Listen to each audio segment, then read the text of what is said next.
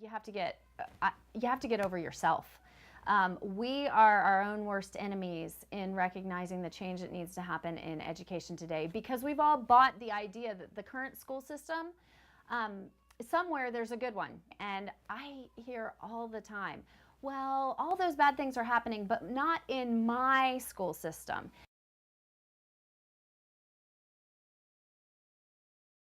There is a naivety to believe that they aren't people too who need to make a salary, provide for their own families. They want vacations, they want better things for their own lives. And education is a business, and no one is going to have the same love and passion for your child as you do.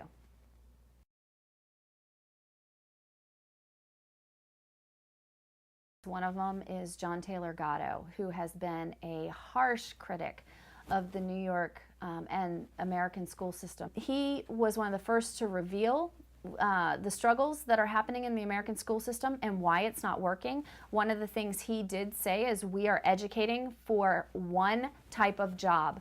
Another gentleman, Oliver DeMille, has come out further, and he wrote a book, The Thomas Jefferson Education, and he discusses the fact that the style of education America is using now is to create one type of worker. Oliver DeMille says there's a conveyor belt education. That's the type of education to give people the ability to get a job where someone tells them the task to do, and then that task is completed. Homeschool families are stepping out of that education. You have to recognize we appreciate that for what it does. It serves a definitive purpose within a society, but it cannot be the sole answer to education. We have got to recognize in America that it is not the end-all and be-all of education.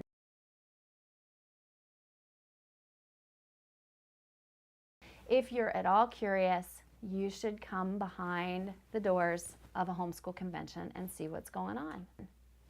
You guys need to get to these conventions. They open a door to an interesting world.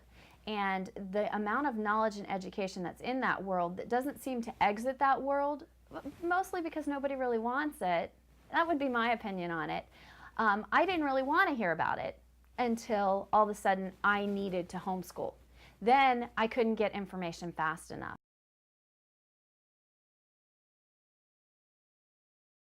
Josie is 14 at this time. I have a 12-year-old and a 10-year-old, so I have been doing this probably 12 years now, and I wouldn't change a minute. I am so pleased with the results just at this point in the game. Homeschooling is like freedom in your schoolwork. You get to actually complete things, and you get to actually learn things. You master things. Well, mastery is what we strive for when we homeschool. We don't try to get just 90% on a problem. If you get it wrong, you go back and you try again. And if you don't get it right, then you need to relearn what you were learning because you didn't master it. I feel like homeschooling gives me more freedom to really expand what I learn and not only learn what they want me to, but move ahead in the subjects that I'm better at and kind of take my time on the subjects that I struggle with. Sometimes I do my schoolwork up here. Why do you like homeschooling? Because it's very easy. Because it doesn't give you so much pressure. You don't usually have a whole class. It's very fun. Well, we have a thing where from 9 o'clock to 3 o'clock we should be doing schoolwork. But actually, I usually can finish all of my schoolwork in around 3 to 4 hours, or possibly even less. So then with the rest of the time, I'm allowed to do other things I find enjoyable. Yeah, I think I do learn better in homeschooling than I do in real schools. In other schools, you just sit around in a classroom and just watch the teacher draw things on a chalkboard. I don't see why you need to sit down in a chair and just talk to kids when you're not even learning anything. I feel I learn better because it's me and the teacher. That's how I feel. So it's not like a lecture hall where there's one professor and there's all of the students or all of the, and it's like, instead of working with your peers, you're working one-on-one with the teacher. Oh, okay. And if you have a question, you don't have to say it in front of other people and feel like you were stupid because somebody in your class already knew the answer to that question or something like that. I have a curriculum called One Year Adventure Novel, and it kind of outlines the story and what you should be writing. And yeah, like I don't have someone who reads it, and I'm gonna edit it when I finish my first draft, my rough draft. But if I finish it, then I will get high school credit once I finish my novel because the curriculum is high school level. I'm on chapter 5, and there are supposed to be 12 chapters in the book, so I'm 6 chapters. No, I'm not 6. I'm 7 chapters away. So it boils down to organization, to recognizing that you're CEO of this little company, and if I don't keep it running, who's going to keep it running? Educationally, I think I compare to other people as pretty much the same. I mean, I don't try to compare myself to anybody, and I don't try to be better than anybody. I just try to be myself, and if myself means that I achieve my goals, then that's great. If I don't achieve my goals, then I try harder. I already have 3 high school credits, so this will be my 4th credit. I have I think I have 2 for Latin and 1 for doing Algebra 1. I don't fluently speak Latin, and I can read Latin pretty well, though. Carpe diem. Seize the day.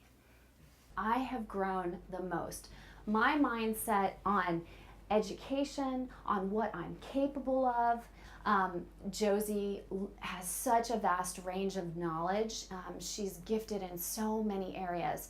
So a student that was labeled in first grade a troublemaker, and my experience in the school system personally, and my experience with a little brother who was quite the Spitfire, I know that she would have been labeled that label would have continued with her. It went down on her permanent record.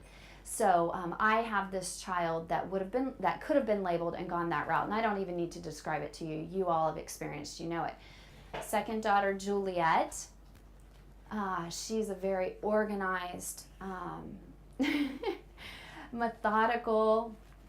She loves a challenge. She is anything that she can take on, plan for, compete in, show her technical prowess. That's what she's working towards right now. She's getting ready for the Bible Bee. Her goal this year is to make it to nationals. She's been writing a novel for a couple years, and we are almost finished with that.